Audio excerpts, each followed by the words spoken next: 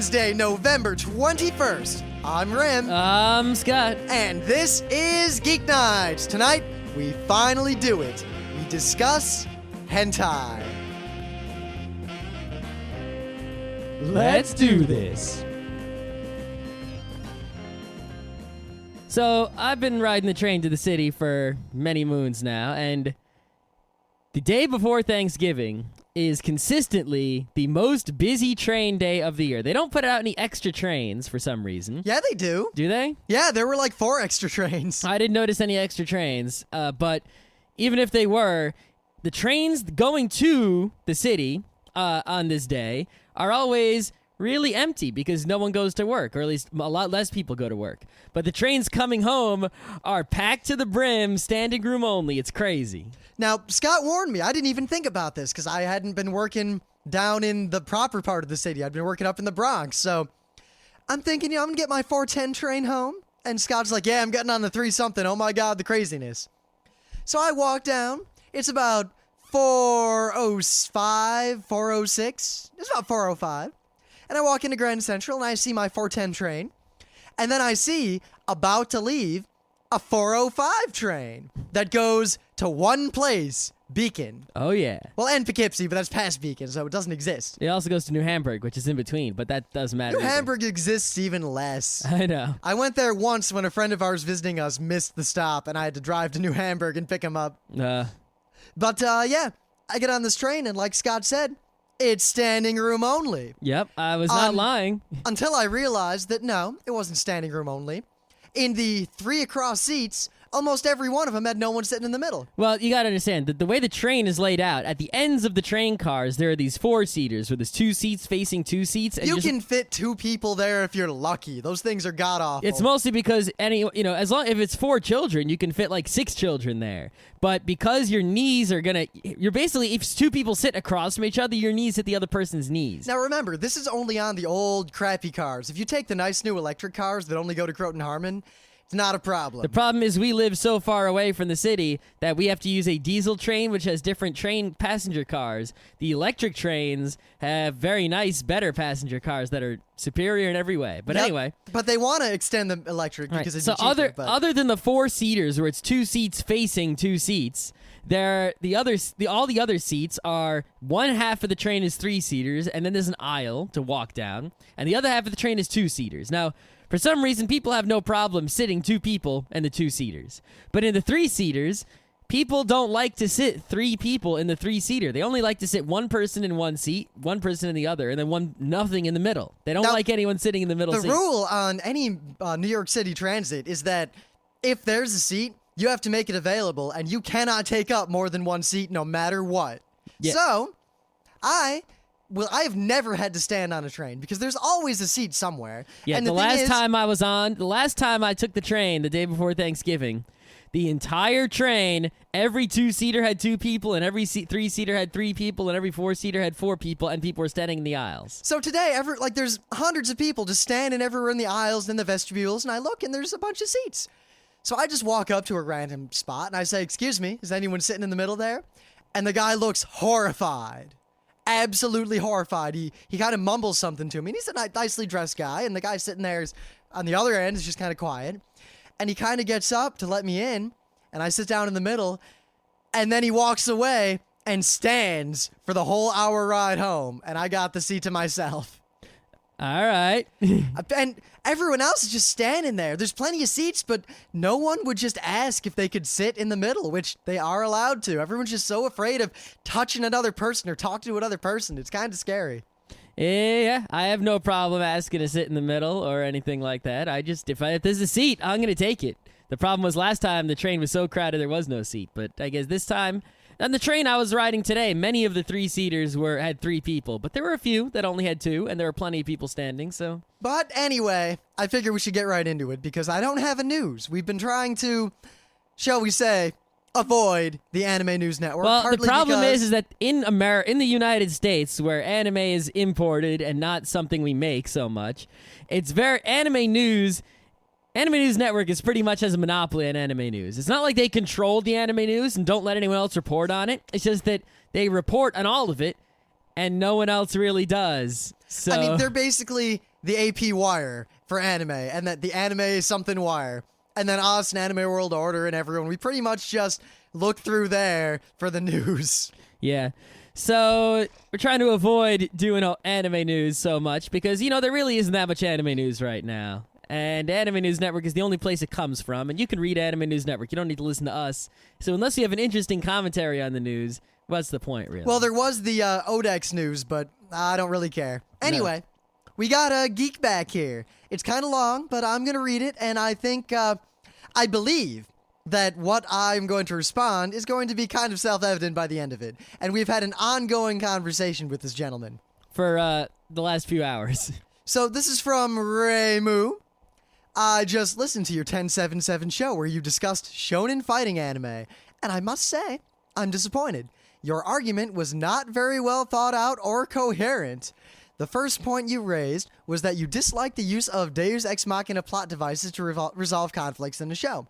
However, this is a criticism of the show's writing and not of the genre itself. Not only that, but there is nothing inherently wrong with that mechanic either. Look no further than Gurren Lagann to see an example of where it is used to great effect. After that, you expressed dismay for long, drawn-out fight scenes. Yet, once again, there is nothing wrong with this mechanic. Another contemporary example is Akagi. All right. Let me finish reading his email before I get to that. Which uses this technique masterfully. Masterfully and Akagi are two words I would not put anyone near each other. There are multiple episodes that encompass a single round of mahjong. Oh god. Wow. Okay. Yet the show creates an insanely tense atmosphere that has you on the edge of your seat the whole time. Because you're waiting like an hour for something to happen. And holding your breath with each draw of a tile. The pacing also allows time to digest the complex strategy involved in mahjong and fully appreciate what's going on. Oh god, that's rich. Ultimately, your critique of shonen fighting genre is that you don't like bad writing and poor execution. Ding. Apparently, we don't like bad writing and poor execution. Huh, apparently. Thanks for telling me what I don't like. This is hardly a revelation and hardly a critique exclusive to the genre. I never said that. I never said that at all. There's some other anime that is poorly executed and written badly. Oh, I can name a whole bunch. On a final note, I feel like if you don't have the time to give an anime a fair shake, then you aren't qualified to discuss it. There's nothing wrong with skipping episodes in certain cases either. Now, I'll respond to that last thing first because Dave from Fast Karate for the Gentleman brought this up, I think, fairly succinctly. They also did a whole show, talking about what reviewing means, and I think this emailer here would do well to listen to that episode of Fast Karate. If you don't have time to give an anime a fair shake, what does it entail? I mean, if I watch the first, 14 episodes of a show, and it's not good, I think it's fair to say that the show is not good. Now, if the show gets better 14 episodes in, well, something's wrong. Yeah, it's like if you have something that's all good, that's part good and part bad, you kind of have to sum up the whole thing. It's only half good.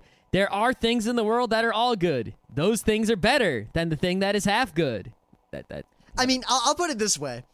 Gasaraki is a great show, but it is kind of a slow show. I would say that the pacing of Gasaraki and the investment build-up for payoff, that is the line as far as I can go. Anything that's slower than that, or has less payoff than that, or just is, I couldn't deal with it. That is it. I barely watched Gasaraki, and while it was worth it, it was barely worth it. Anyway, in regards to Akagi, I don't know if you've played Mahjong. I don't know if you got everything you know about Mahjong from that anime, but Mahjong is basically a glorified game of chance. It's kind of like poker.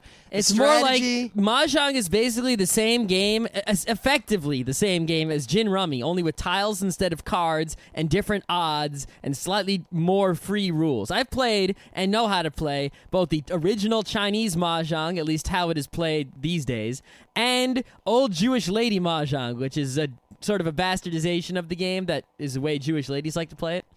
And both of those games are, you have to learn some basic strategy in order to be able to play the game. But once you've mastered that strategy, which is simple, the game comes down to randomness. You might as well, if you and someone else both know how to play the game well enough, you might as well just roll a d6 and see who wins.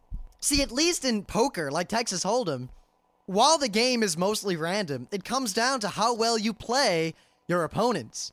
In Mahjong, there's no playing your opponents. That's not going to happen.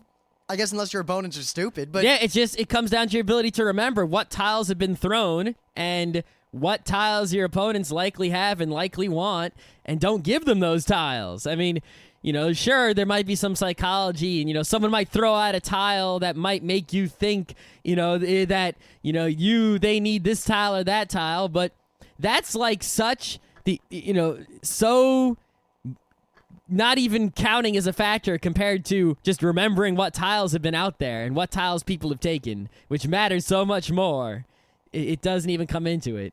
Now, in regards to saying that Akagi uses this technique masterfully, Akagi was boring as shit. It was awful. Don't watch Akagi. It's not a good show. Akagi was a terrible show. I watched like a few episodes of it. The art and character design was, it's stylistic and different from most other things you're going to watch, but it's also ugly, unpleasant to look at, and terrible. The characters were simplistic and cliched. The plot was, if you're going to compare Akagi to anything, you got to compare it to Hikaru no Go, and Hikaru no Go is a million times better than Akagi. So, what else do you want me to say? I don't know. I mean, we kept discussing with this kid, and he won't let it go. At least, to his credit, he writes fairly well, but he isn't really... I don't know. I don't really see anything I can argue with. I mean, Deus Ex Machina is good? No. Deus Ex Machina bad. That means you didn't write well and didn't have any good foreshadowing. Or you're just making it up as you go, and maybe it's not going to be consistent in the long run. It's usually a cheap way out. Yeah, I can't think of any examples of a Deus Ex Machina that I can say. I mean, you might have something that's entertaining with a Deus Ex Machina, or if you have a really subtle Deus Ex Machina that doesn't seem too out there, it could somehow make sense within the setting, then it won't be too bad, but you don't really, if you don't go to writer's class and they say, yes, Deus Ex Machina, that is a sign of good writing, that you won't see anyone say that. Plus, saying that it's a criticism of a show's writing and not the genre itself, almost every shonen fighting show I've ever seen pulls the Deus Ex Machina regularly and often. I would go so far as to say is that the plot structure, if you were to write something, anything, even if you were even if you're Alan Moore, right, a great writer, if you were to write something with the plot structure required for it to be in the genre of shonen fighting, it is automatically bad writing. Because remember, unless you're doing a parody of a shonen fighting show. At least in a show like Initial D, or even Akagi, I'll give Akagi this credit, if it's a real thing, then the audience can have realistic expectations about it, and therefore there's a lot of implied foreshadowing. In a show like Naruto, where they just make it up completely, it's like, we make up a technique, but then we make up the way to beat it, and then we make up the shadow technique that beats that technique. That's very often not going to end with a good story. No, not really. Oh, well. Are you done with the I'm done. He goes on to... Scott basically responded to him and said, Akagi is the worst show I've ever seen. It's not the worst show. It's one of the worst, though. Well, it's one of the worst that we actually watched more than, 5 minutes of. That's true. We gave it a chance. I'll give it that. Yeah. But the fact that we gave it a chance and that it ended up being so bad, I think that show really does suck. I really do. I defy anyone to like that show other than this guy. Someone who's like crazy about Mahjong and actually thinks it's a game of strategy instead of luck. Do any of you like it? We played Mahjong for like a year and a half at RIT. And then one day we're all sitting there and we're like, wait a minute. Isn't this game just random? Yeah, it is just random. Wow, this game's really kind of random and crap. And we never played it again. Not once. Nope.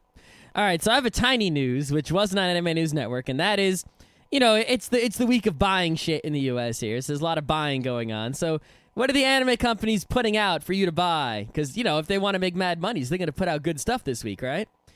They put out Death Note DVD #1. Oh, snap. That what else can I say? If a lot of people are into that, it's good. Buy it. You know what?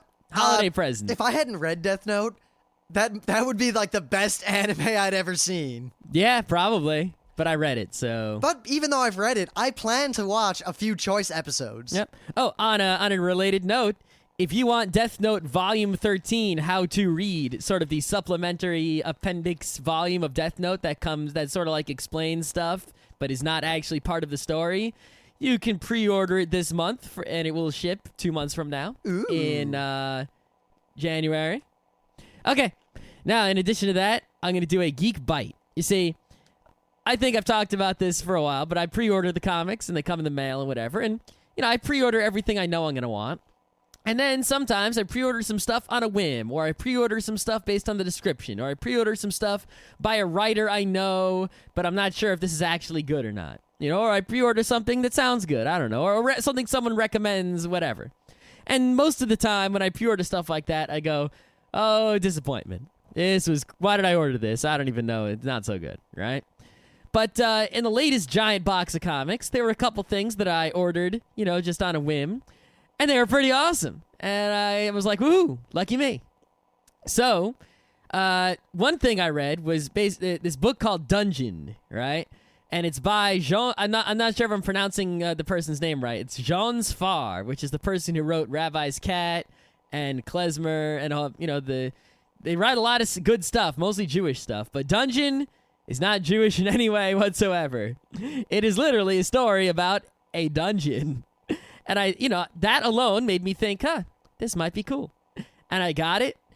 And it is hilarious in that sort of Hagar the Horrible, but more intelligent kind of way. Uh-huh. It's like a bunch of lovable characters in a dungeon, and funny stuff happens in the dungeon. And it really kind of makes me want to play Dungeon Keeper, even though I never played Dungeon Keeper. I know what it's about, though, and then I realized the Dungeon Keeper 3 never came out, and maybe someone should make a Dungeon Keeper game. And yeah, if you like dungeons and monsters and magic and that sort of stuff and dungeons, there's a bunch. I think there's like 6 volumes of Dungeon and 1 or 2 volumes of Dungeon Parade. I read the first volume of Dungeon and the first volume of Dungeon Parade, which is actually the correct order to read them in.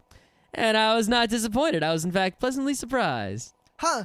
Funny you mentioned that, because it seems like we might be talking a little bit about dungeons in the second half of the show, too. So, the other book I got was, I think it's James Sturm's America, God, Gold, and Golems. And it looked kind of cool. I like Americana kind of stuff, and it was a comic, and it was kind of highbrow looking, so I got it. And it's 3 stories, and the first story is about God, and the second story is about gold, and the third story is about golems. And the golem story is the best, because it's about Jews playing baseball. Do they make a golem to play baseball? No, it's better than that, actually. Do they make a golem to kill the other team while playing baseball? No, it's very poignant and American. It's sort of like the first one takes place in like 1801, and the second story takes place during like Gold Rush. Huh. And the third story takes place in like the 20s, and it's actually very kind of serious and meaningful and it's good stuff. Wow. And you should get it if you like Americana and comics. All right, one last thing. I know I've been mentioning this every week, but I feel like I should. And we'll give all the details before it actually happens. But December 7th, 8th, 9th, New York City, Jacob Javits Center, the New York Anime Festival. We are going to be guests there. We're doing a whole bunch of events. If you want to see our match game, want to see our somewhat infamous Gekiga panel, only this time without the... Without the infamy? Without the stylings of one Gerald Rathkalb, who may, if we can convince him, return to do it with us at Katsukan. I don't think he's gonna, but if he doesn't, we'll I'm going keep to saying he will to sort of apply pressure just in case. Well, if he doesn't, I'm going to see if he'll give me half of no, his wait, visual... He promised. Now he has to go. This just in, Gerald Rathkalb is coming to Katsukan. Yeah. No. But... maybe I can convince him to give me half of his visual aids. I hope you understand which half I want and which half I don't. Yeah. The kind that won't get us in trouble because our panel is not 18 plus. It is all ages now. So well, it depends. The panel at New York is Anime at 3 Festival, o'clock on Friday. Yes, it is PG-13. Uh-huh. We can tread into our territory a little bit. All right. Now, the one at Katsucon, we were gonna go PG-13R, but multiple independent members of the Katsucon staff have been periodically emailing me and saying, so you gonna show that thing you showed at the end of the last one again? Oh my god, that was the funniest thing ever. To which I say, no. Probably not.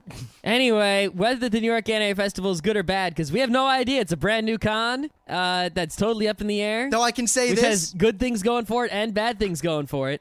The parts we do will be good. You know that for sure. Plus, I mean, it's being run by people who did the New York Comic Con, and they seem to know how it works, and they seem to be running it pretty intelligently. Well, it's the same company, but the guy running the con itself, the employee of that company, seems to, he knows what's up. He really does seem to know what's up. And he's trying real hard. So we're going to have an alley table. Anyone who goes, you're going to see early sketch art of our swag, in addition to basically all the previews of our swag. And even though we may not have all the actual swag there in time, we're probably, possibly, maybe going to be able to take preliminary pre-orders. Pre-orders. Pre-orders. For swag. I imagine if we do pre-orders, how that'll work is if you commit to getting it, you'll get a discount when it comes out. Haha. Yeah, but seriously, we've got an artist working on some t-shirt designs. They are of the highest quality. Yeah, it's gonna take a while. Well, it's hard. I can make generic t-shirts, and I'm thinking of making coffee mugs and all that stuff. That's all easy.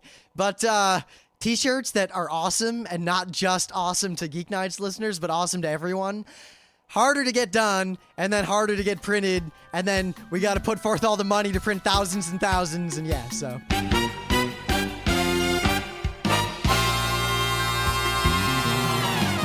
Well, despite not wanting to use the Anime News Network for news, I kind of noticed randomly that they have a webcomic. Wait, like Anime News Network, the webcomic? It looks like, well, it's about Is it this... like biting commentary on anime news? It's an average webcomic. Okay. However, I went through much of the archives kind of quickly, and I did notice this one gem.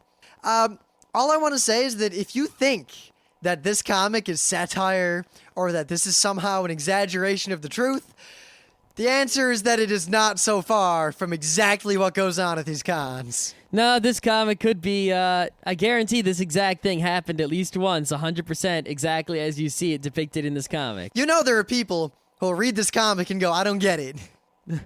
Yeah, they'll probably be like, hey, what's going on? What's wrong with that? I mean, obviously he thought about this thoroughly. That's quite a good commission there. Yeah. Oh, God. All right, so I don't know if I've talked about this on the show before. I tried to figure it out by searching, but I'm not sure. But it doesn't matter. There's a guy named Lawrence Lessig, and he is a famous lawyer, a very important lawyer, because he's pretty much like the Creative Commons copyright kind of lawyer guy. He's semi-moved on to dealing with issues of corruption instead of copyright because he came to the conclusion that issues like copyright and global warming that he cares about aren't going to be solved unless he solves the corruption problem first. Regardless, he gave this wonderful presentation at TED in like March of 2007, but it wasn't posted until November 2007, which is now. So you can now watch the presentation that he gave at TED in March, and he's really good at presenting. You can see him give all kinds of talks on YouTube and Google videos. If you search, it's not hard. He's given tons of them. And if you want to really know the deal of, why there's Creative Commons going on and what it means, and he doesn't actually mention Creative Commons in this because he's not allowed to sell anything at TED. That's sort of like the deal with the TED conference is you don't sell things there.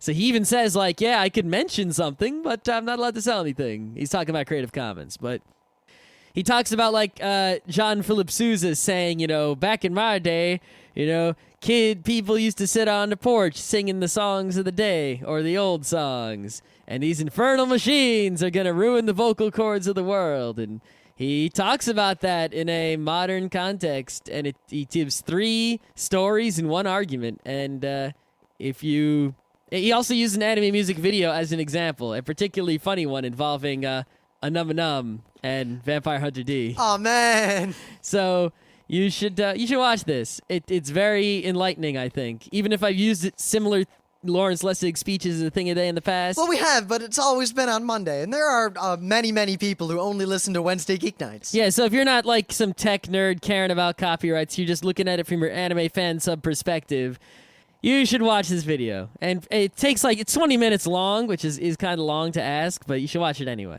So, Scott, you've been watching a lot of anime for all these years. I've been watching anime since like 1990. Well, and knowing it was anime since like 98, 99, something like that. And I've been watching anime not knowing it since I was like 3, watching Transformers. Yep, I've been watching Voltron. it since I was in 4th grade, and I saw the Thundercat. Sci-Fi Channel Saturday anime. But, Yep. Ever seen any of that there hentai? You know, it's kind of hard to go on the internets and the animes without, and being in anime communities without seeing some hentai. You know, I see some at the artist alleys. I see some at the art show for hilarity. One time our friend Steve just randomly came into our apartment and showed us a bunch of hentai anime music videos. Yeah, Unprovoked, I might add. yeah, It's like, we're sitting there, we're bored. Hey guys, I got something we can watch. It's on my laptop. Oh, really? What the fuck, Steve? I've heard of things like the Blue Girl and the Erotsuka Doji. Those are unavoidable. I've read the Maiko 2010 manga. I mean, there are A volume of it. There are different levels. I mean, hentai, we're not going to get into the technical term of what is a hentai and what is a this and what is a whatever. I don't even care. Yeah, all we have to say is that if you don't know already, hentai, which is a word Americans use to refer to anime and manga porn, and in Japan, the word hentai just means pervert. But they also use it to refer to perverted things. But they also say things like ecchi and ero and stuff like that. Now, we're going to use a kind of broad definition. I think we'll consider hentai, just for the purposes of discussion, to be any of that perverted anime stuff. Pretty much. Because, I mean, I guess you could count a lot of those dojins and those slash things, and oh my. I mean, if you wanted to, like Sanctuary and like Crying Freeman and all these, like a lot of the Gekigas have, straight up, uncensored screwing going on, but it's not hentai because basically my line is it's a hentai if it is a work of art that in manga or anime form that is specifically made to arouse the reader or viewer through depiction of perverse and sexual acts. Now, while some scenes in, say, Dominion Tank Police when Annapuma and Unipuma do that dance, or the scene in, let's see, what's a good example? Oh, in Sanctuary when what's-his-name is having sex with that woman, but she's on top, and then she jumps off and makes a killer stock trade and then jumps back on. Yep. Scenes like that can be erotic or arousing, particularly in Tank Police, but that they're just a part of a wider story. It's not like the story is, as Happy House of Hentai would put it, guy comes home, guy gets laid, guy gets tied up in the basement, guy dies from getting laid. First, the large women. Then the petite women. Then the large women again. But, no, I mean, in fact, Sanctuary is even billed on the back as an erotic political thriller or something along those lines. Yeah, so I guess if you took parts of Sanctuary out, it would be just a hentai. But in fact, maybe 10% of it is hentai in nature, and 90% is not. There's the gray areas, like there's Wicked City, and then there is, as Dave from Fast Karate, I keep bringing him up, called it Easy Mode Wicked City, Demon City Shinjuku. Yeah, it's stuff that's got a lot of crazy crap going on, a lot of screwing, perhaps some even raping and tentacles, and maybe lots of bits hanging out and excess boobage were unnecessary. But now, this is definitely different from fan service or that ecchi stuff where, oh no, I saw a panty. It had a picture of a panda on it. Oh! Yeah, but if you watch something like Demon City Shinjuku, there's some nakedness maybe. There's a lot of violence and some perverted stuff, but even though it's really bad, it is a story about, fighting and beating a monster and all that kind of crap. So are a lot of hentai. I know, but that's a monster. It's a monster of a different stripe. Yes, there's more focus on the plot. Often a soft focus. Right? Whereas if you watch something like La Blue Girl, the plot is she's gonna get tentacled. She's gonna get tentacled. Oh, look, she's getting tentacled. And it's sort of designed. They created it with the intent that people watching it would be spanking the monkey. Now, back in the day, not to sound old, but it used to be different with anime. Because, I mean, before people really got it, anime was widespread. Most of us kids, after we found out about anime from the Sci-Fi Channel, the only way we could really get it was either to spend exorbitant amounts of money for single VHSs at Suncoast, or we'd go to the local Blockbuster. And the people at the Blockbuster didn't know what the hell anime was. Sometimes they had a anime section. Sometimes they had a Japanimation section. Sometimes it was just in with the kid stuff. But one thing was for sure. Orotsuka Doji and Harmageddon would be sitting there right next to, like, Go Panda, Go Panda. Because they had no idea. They had no clue. And furthermore, a lot of us just, we didn't really, we wanted any anime we could get. And I would pretty much, every time I went to Blockbuster, I'd grab the most interesting looking cover that I had not yet seen. As a result, a lot of earlier anime fans from our generation saw hentai by accident. I mean, one of our friends, we were talking about this over the weekend. Dragon Half is hilarious. Dragon Half is one of my favorite, like, short, funny OAVs. It is absolutely hilarious. All 2 episodes of it. Well, there's a reason there's only 2 episodes. But, yeah, we're not going to get into that. So, he had heard from a friend, yeah, there's this anime about a dragon girl. It's called, like, Dragon Pink or something, and it's hilarious. And he thought, oh, this sounds great. This sounds really funny. And he went and he got Dragon Pink instead of Dragon Half. Oops. Yeah, I'm not going to tell you what the plot of Dragon Pink is, but you can guess. Well, part of what, back in the day, when they first brought anime over, the way they marketed it was, hey, we want to market this as, animation that's not for kids, and we want to aim for those nerds, so they got the most sexiest, mostly violent stuff they could get to show how different it was, and that's what they marketed, and they got all the violent stuff, like the ninja scrolls and whatnot, and the hentai and the overfiends sort of came along with that. Now, the other thing was that, as a kid, a lot of shows kind of blindsided you with it, too. I mean, Vampire Hunter D was all awesome. And, he's cutting that thing in half, and he's cutting that other thing in half, and then he cuts all those things in half, and he cuts that guy in half, and that other guy cuts that first guy in half, and there's a lot of cutting in half and eyeballs getting stabbed. I like the faces in hands. That's my favorite part of Vampire Hunter D. That guy was awesome. That's the best character. But, you'll notice him in my thing of the day. I remember as a kid, I saw it on the Sci-Fi Channel. It's pretty good. So I rented it, and I brought it to my grandma's house. Because I was like, oh, man, I got cartoons. And there was a bunch of scenes. Like, I remember a scene where the girl was taking a shower, then Dee's sitting outside, kind of acting strange. And then that scene just kind of cut away, and there was a different scene. And then I remember I watched it. No, he goes in there and has sex with her in the shower. Huh. Or, no, I don't think he does that. I think there's just a naked scene. I don't really remember. Yeah, but basically, like, that's sort of like, you watch a live-action horror movie in the U.S., and there's always, like, the obligatory, like, chasing the girl, her shirt gets ripped off kind of scene. That's what that was in Vampire Hunter D. It's sort of a horror accidental nakedness. Or, like, Wind of Amnesia, which was actually pretty good, and at least I remember liking it. I have not seen it in over a decade. For all I know, it's bad, but I liked it. Except the end was pretty much, all right, plot's over. Everything's been resolved. We've given you our lesson on humanity. Oh, man, now the guy's going to have sex with that alien girl for like 5 minutes. All right, so let's talk about... They focused on him licking her nipple for a while. Let's talk and about... I just remember sitting there as like a 6th grader being really uncomfortable and not wanting my mom to walk in. But I wanted to see the end because I was worried there'd be more plot. I really wasn't aroused. I was just sitting there like, All right. So let's talk about actual hentai here, right? So you got hentai. It's someone drew a picture or animated pictures of people doing sex, often which is impossible sex type stuff. And someone out there is watching this and being aroused. Are you aroused? Because I'm not. Well, the most aroused I ever was by an anime was in Dominion Tank Police. So. Yeah, I really like... I can watch me a normal porn, as long as it's not a freaky porn, and some porn is arousing. Some is not. Most is not, actually. But there's some porn out there where it's hard not to be aroused unless you are, I don't know, biologically dead or you need Viagra or something. But hentai really just doesn't do it for me, and I kind of wonder about the people that it does do something for me. Like, what about their psychology or their biology? Is it that makes them that way? Is it a born thing, or is it an environmental? I don't know. What do you think? I'm not a furry vorphile. I was just born that way. Yeah, I don't know. What do you think? You know what? I really don't know. And Nature or nurture on the hentai enjoyment? I really don't think I care, to be honest. To me, I look at it from a very simple perspective.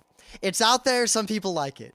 You can pretty much classify anime fans into people who don't really talk about it, people who watch it, and then that category gets broken up into two sides. People who are aroused by it, and then the people I didn't realize existed for a long time. Yes.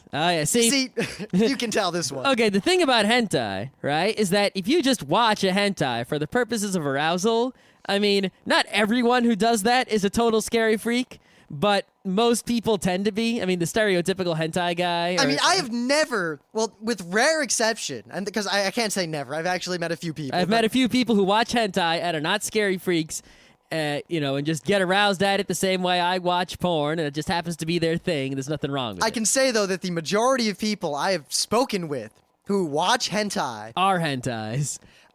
There was one guy in particular I remember at RIT. Won't mention any names, but it doesn't matter. It was another Steve. We knew like 10 Steves, so. Yep. It was a different Steve than the one who showed us the music video. It's also a different Steve from the Steve that Case Western warned us about, Yep. and it's a different Steve from another Steve, and There's a lot of Steves. half of them were good, half of them were scary. I knew Steve in high school too, so it's like getting out of control. So, this guy, he hangs out with us. I like anime. Do you like anime? And I'm like, yeah, I like anime. You like anime too? We can be friends. We're in college. We can all be anime friends. And we're all at the anime club. And we're walking out from the anime club. And he's like, man, you want to come back to my place and watch some whatever? And I didn't know what that show was. No, I want to go do something else. Okay. And he kept saying the names of these shows, and I'd never heard of anyone. And I thought I knew a lot about anime, but I'd never heard of half of the things he'd bring up. And then one day, he just starts describing one while, like, two of us are eating breakfast at Gracie's. And he's like, yeah, so then he disembowels the girl. Gracie's is the food court, by the way. Yeah. So then he disembowels the girl. And I'm like, wait a minute, what? He's like, yeah, and this is when it gets really good. And then they start to, and he goes into a graphic description of this horrible hentai. And at that point, I was like, all right, look, we're gonna leave. We're hoping that you'll stay there until we're gone. So you keep eating. You can have the rest of my food if you want. I don't think I need it anymore. Yep. But then, thanks to the people at the Happy House of Hentai, we were enlightened that, while the vast majority of people watching hentai are kind of scary, and some are not, and while we are not personally aroused by hentai, that hentai does have a purpose in this world. Basically, the Happy House Hentai podcast, we met them at CitaCon, and we went to their panels because there wasn't much else doing, really, for us. I wasn't sure what to expect because most cons where I'd gone into a hentai panel, it was scary. And the worst is I went to one anime con and it was late at night and I wander into a showing room and there's hentai on. All right. And I look at the crowd. It's like 5 dudes sitting there in silence enjoying it. That was frightening to say the least. Yes. But the Happy House Hentai people, what they did in their podcast is their podcast has some good bits. It's like he goes online and he finds some like questions that people ask doctors about their, sexy problems. And his answer is almost always, dude, go see a doctor. I know, but it's so funny. And he answers these questions. He could do a podcast of just answering those questions and it'd be enough for me. But They review hentai, and I say review in the way that, say, I don't know, Dave and Joel review things, or the Zero Punctuation of the Angry Video Game Nerd review things. They review hentai, and they describe the plot of hentai, and it's sort of different hentais they watch, in sort of a literal, not so literal way. And if you look at it from the ironic standpoint, it's just hilarious. I mean, it's kind of like, you see something happen and you don't really think much of it, but then someone else just kind of lays it out for you and it's like if you look at it directly, like if there's a hentai and someone's disemboweling someone and screwing their insides, I don't know, right? Or tying their penis with a rope so they can't ejaculate and then torturing them, or if it's just what's the word, 4chan. All right. Dick girls. What's the... Oh, futanari. Futanari. There you go. See, here's the thing. You said, what's the word? And I had no context for that. Yeah. So even if it's futanari or something, right? If you just watch futanari, you just go, oh God.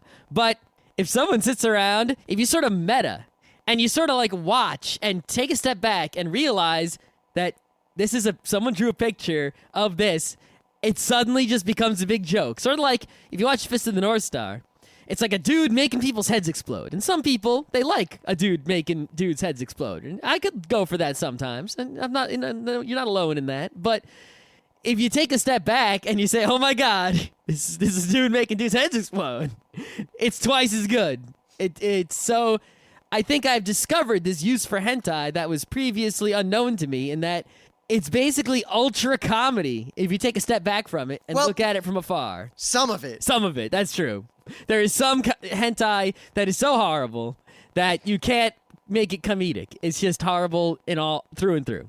But it really helps if you're not even watching it. There's someone describing it in a very deadpan kind of, but deadpan with foreshadowing and proper pausing. Like, so the guy comes home and he walks into the basement and what does he see? But the girl and a penis. Dun dun dun. Dun dun dun dun. And then he stops for a second, and then he's like, now, you might be asking yourself, are there any other people in the room besides this girl? No, there aren't. You know where that penis is. You know exactly where it is. And you know it's coming for him. Oh, man, watch out. Obviously, he doesn't escape. Otherwise, it wouldn't be any fun. Okay. And that's the kind of thing that I don't know if I can do it justice. I'm not that guy, but... Yeah. I do think that the only other thing I had to say about hentai, at least maybe Rim has something else to say, is that it's sort of problematic for us in a way, in that it's sort of because of hentai's popularity and it's being brought over to the U.S. and stuff, there's sort of, in manga and anime, it's sort of a trap in a way. It's like, I think freedom of speech and all that stuff and freedom of the press, we should... expression, we should have hentai. It should be available to people who want it, as long as it's not harmful, which it isn't, because it's all drawings, right? And that's good for them. Let those people have their thing. But it's sort of, because of its sort of spread, there are people who get there are some people out there who actually think that anime is just like naked porn, ultra-violent anime from Japan, which is because of old marketing, but also... I had a teacher in high school. He was a really cool guy. He was a communist, straight up, like, red communist. But he was otherwise, he was a really cool guy. But one day we're talking about Japan, and he brings up the topic of manga, and he basically said manga is this ultra-violent form of comic book that is found in Japan. Uh-huh. And I was like, it's not all ultra-violent. And he was like, yes, it is. It's cathartic. That's why there's no violence in Japan. And the next day, I brought in some Tenchi Muyo manga, and I was like, are you saying this is ultra-violent? Yeah.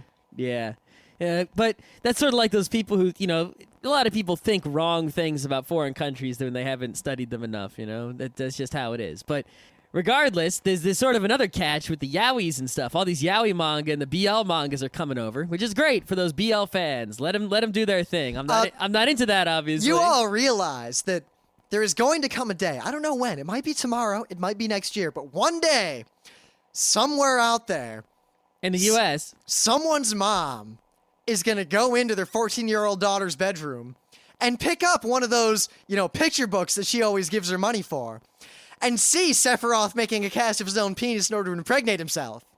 Like I did. That one You made a day. cast of your penis to impregnate yourself? Well, no.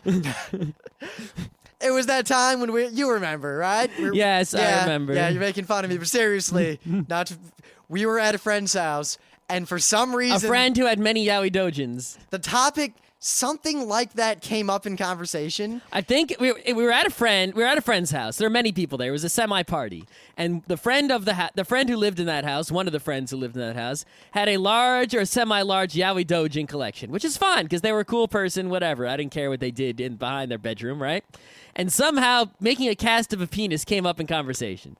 So she runs into her bedroom, goes under her bed, brings back a yaoi dojin of Sephiroth making a cast of his penis and then impregnating himself with it. And then I don't know what was birthed from that, but that's all I saw. That's all I needed to see. In fact, I saw too much. But someone's mom is going to find out what the word yaoi means, and there's going to be ramifications in the U.S. Yeah, it's really, I mean, I really personally am not so bothered by if, BL stopped being printed in the U.S. I mean, I do think it should be allowed to be printed, freedom of speech, but because I don't care about it personally, it won't bother me if it goes away. What will bother me is the fact that it might hurt manga as a whole in the U.S. if people start getting this wrong impression. Like 1 second, some girl, she goes and buys Naruto, but she also goes and buys boys kissing. And then mom finds the boys kissing, and then no more Naruto sales go down. But that's not good. But they love each other. I'm sure. So yeah, there is that danger aspect of hentai, and I think right now the industry seems to be sort of like being hush-hush, and I think they really need to be more out with it. It's like if you come out with it first, and just warn people and make it clear, and instead of having, sort of twisted and spun up stories out of the media from, some hype and outrage, as opposed to stories from the industry about itself putting out the truth. I think it'd be better to do some preemptive defense here, but no one seems to want to do that because that would be the end. People would suddenly, it'd be immediately opening the can of worms rather than keeping it closed for as long as possible. So, I don't know. But I guess, have you actually ever seen a hentai and not just a clip from a hentai? I don't think I've never sat through an entire episode or movie of hentai anime, and I guess if you count Maiko 2010 is the most perverted entire volume of manga I've read. That's it. I have, in fact, seen a hentai. What hentai did you see? I watched the famous, this is probably Hiroshi Yamakawa's seminal work. I actually don't know if he's ever done anything else. Put out by Studio Pink Pineapple. Released in 1995, it is none other than Erufu no Waka Okusama. Which is? Elven Bride. Oh, that one. You've told me about that one. Now, I watched Elven Bride kind of by accident because I liked You like elves a lot. Rim really likes elves, if you don't know that. Elves, dragons, yeah. Rim really likes elves. So, I see, Oh My Goddess, and it's great. And then I see in the Blockbuster, Elven Bride, and I read the back, and it's some dude marries an elf, but then hijinks ensue, and I think, oh man, this is gonna be all like, oh my goddess, but also all like Slayers. I'm all about this. It is funny. And you know what? It is really funny. The one thing I can say about this is that of all the hentai I've seen in terms of, someone showing me a music video or someone describing it to me, it's actually really tame, and it's actually kind of funny, but regardless, the plot is basically, there's this dude, and he marries an elf. Ow! On their wedding night, They're gonna fuck. they're going to consummate the marriage, but they discover that there's an inherent incompatibility between humans and elves. I thought humans and elves had the same parts. Well, apparently not. There's a problem. And something will not fit into something else. Is it because one thing is too big or the other thing's too small? It might be a little bit from column A, a little bit from column B, because they don't actually show it, which makes me very happy. Well, then it's not a hentai, then, is it? Well, I would consider it a hentai. Okay, Now, but does that mean that elf guys have really small ones? actually, I know the answer to that because I did watch it to the end. Oh, God. But, so, as a kid, I'm watching this, and now I'm thinking, this isn't what I expected. I wonder how this is going to continue. But I kept watching, of course. Except I hope my mom didn't walk in. And it goes on, and he decides that he has to go on a quest. A quest to find the famed Harpy Ooze. Harpy ooze. The most, that doesn't sound good. The most lubricitious substance in the known world. Uh-huh. And now I'm thinking, all right, this definitely isn't what I expected. See, that's definitely, I don't know if that's a hentai. It's more of an erotic comedy in a way. Yeah, I guess it would be. But the thing is, when I got to the end, I discovered that, it's just a whole bunch of sex scenes.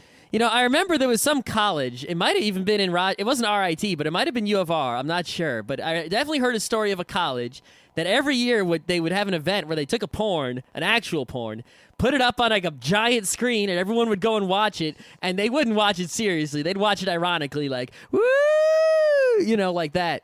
And maybe it might be fun sometime to like get one of the tamer, not gonna vomit hentais and sort of watch it in a party lol setting. I think Elven Bride is the thing. That might work. Yeah. I think it is. Or something similar. Does anyone know anything similar to that? Elven Bride 2. Oh God! Now I never actually saw Elven Bride 2, but I will say this: Double harpy ooze. I found the box, and then I read online, and I discovered what the plot is.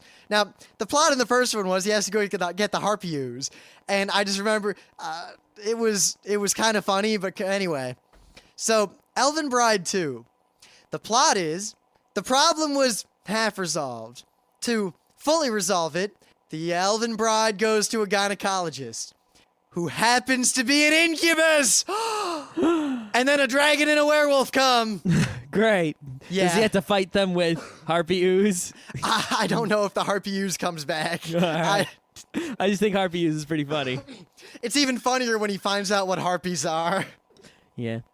All right. We got anything else to say about hentais? Not really. I don't really plan to watch hentai in the future unless I have a large group of people. Yeah, wow. Yeah. Maybe. I don't plan to watch porn with a large group of people. You know, it wouldn't be that bad of an event. If we were to say Otakon, and we did the same, Saturday night, OMG, 18 plus, and we showed Elven Bride, and we got us and some other people, maybe Dave and Joel or Anime World Order. You do MST3K? MST3K a hentai?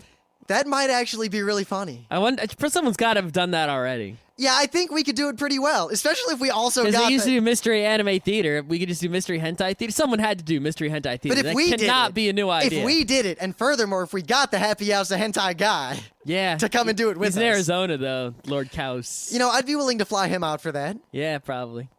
All right, I think we're done. So yes, we finally talked about it. Pray we never speak of it further. Oh, definitely not gonna watch any. So.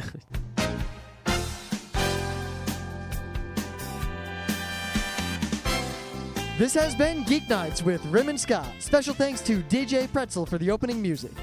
Be sure to visit our website at www.frontrowcrew.com, where you'll find show notes, links, our awesome forum, a link to our Frapper map, and links to all the RSS feeds. We say feeds plural because Geeknights airs 4 nights a week, covering 4 different brands of geekery. Mondays are science and technology. Tuesdays, we have video games, board games, and RPGs. Wednesdays are anime, manga, comic nights. And Thursdays are the catch-alls for various rants and tomfoolery. You can send us feedback by email to geeknights@frontrowcrew.com. Or you can send audio feedback via Odeo. Just click the link that says Send Me an Odeo on the right side of our website. If you like what you hear, you can catch the last 100 episodes in iTunes or in your favorite podcatcher. For the complete archives, visit the website, which has everything. Geeknights is distributed under a Creative Commons Attribution Non-Commercial Share-alike 2.5 license. This means you can do whatever you want with it as long as you give us credit, don't make money, and share it in kind. Geeknights is recorded live with no studio and no audience. But unlike those other late shows, it's actually recorded at night.